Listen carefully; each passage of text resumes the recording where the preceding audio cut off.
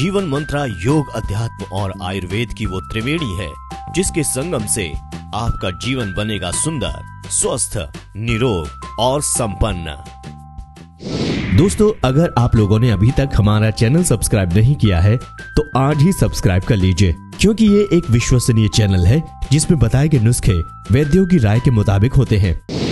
आयुर्वेद समाधान के इस खास वीडियो में हम आज आपको बताने जा रहे हैं कि एलर्जी आखिर है क्या, क्यों होती है एलर्जी और आयुर्वेद में इसका क्या इलाज है।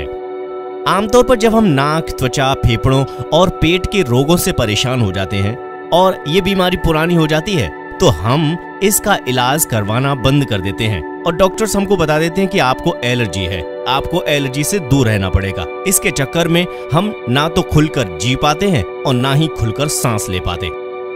एक्चुअली इस एलर्जी के बारे में लोगों को कुछ पता ही नहीं है।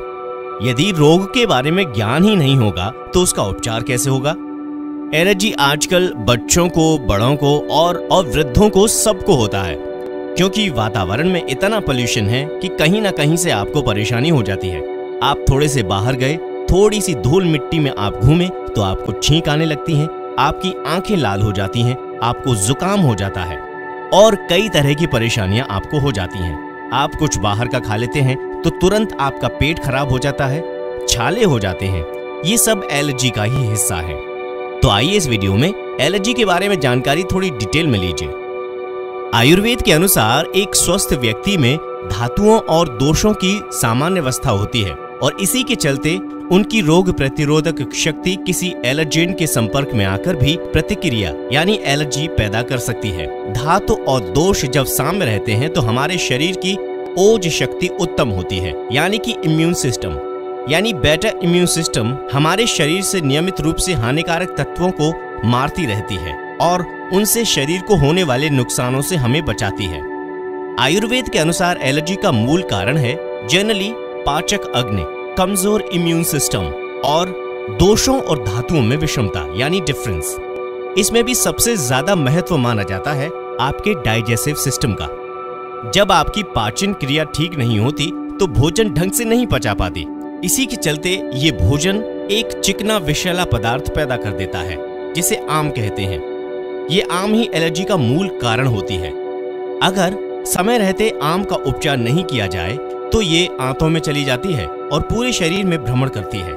जहां कहीं भी इसको कमजोर स्थान मिलता है वहां जाकर जमा हो जाती है और जैसे ही ये पुरानी हो जाती है इसे अम्लविष नाम से जानते हैं। अम्लविष हमारी ओज शक्ति यानी कि इम्यून सिस्टम को दूषित कर देता है, यानी वो विषैला पदार्थ जहां हमारे शरीर में एकत्रित हो जाता है, जिस अंग में एकत्रित हो जाता है, वो जब एलर्जी संबंधित किसी भी स्थान पर पहुंचता है तो वहां पर प्रतिक्रिया होती है और एलर्जी हो जाती है। तो जाना आपने कि एलर्जी आखिर हो क्यों जाती है। एलर्जी को ठीक करने के कुछ घरेलू उपचार हैं जिन्हें आप घर पर ही कर सकते हैं। पानी में ताजा अदरक, सौंफ और पुदीना उबालकर उसे गुनगुना होने पर पिएं। इसे आप दिन में 2 से 3 बार पी सकते हैं। इससे शरीर के जो छोटे छोटे छिद्र होते हैं उनकी शुद्धि हो जाती है और जो भी आम आपके पेट में बनती है वो डाइजेस्ट हो जाती है और वो आपके शरीर में नुकसान नहीं देती। ज्यादा तला हुआ भोजन ना करें, सामान्य भोजन ही खाएं। लौकी, तुरई, मूंग की दाल, खिचड़ी, पोहा, उपमा, सब्जियों के सूप, उबली हुई सब्जियां, ताजे फल, ताजे फलों का रस और सलाद। सप्ताह में 1 दिन व्रत जरूर रखें जिसमें आप केवल फल खाएं। नियमित रूप से योग और प्राणायाम करते रहें। रात को सोते समय 1 चम्मच त्रिफला चूर्ण लें और हर रोज 1 बड़ा चम्मच च्यवनप्राश लें। इससे एलर्जी की ये परेशानी आपको कभी होगी नहीं और हो गई है तो वो ठीक हो जाएगी। तो ये थी एलर्जी के संबंध में जानकारी और उसके कुछ घरेलू नुस्खे। जीवन मंत्रा में आज इतना ही।